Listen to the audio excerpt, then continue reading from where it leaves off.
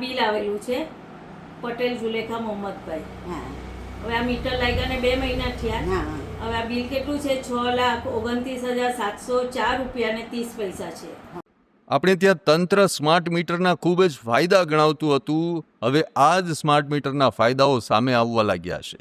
વાત છે અંકલેશ્વરની, કે જ્યાં સ્માર્ટ મીટર લગાવ્યા બાદ ડીજીવીસીએલે એક પરિવારને ₹6,29,000 રૂપિયાનું બિલ આપી દીધું.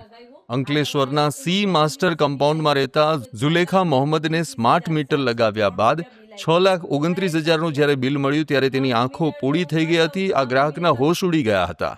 ડીજીવીસીએલની નવી કચેરીએ રજૂઆત કરતા અધિકારીએ સિસ્ટમની ભૂલ હોવાની વાત કરી અને સ્માર્ટ મીટરના વિરોધ વચ્ચે આ ઘટનાએ લોકોમાં ગભરાટ ફેલાવી દીધો છે.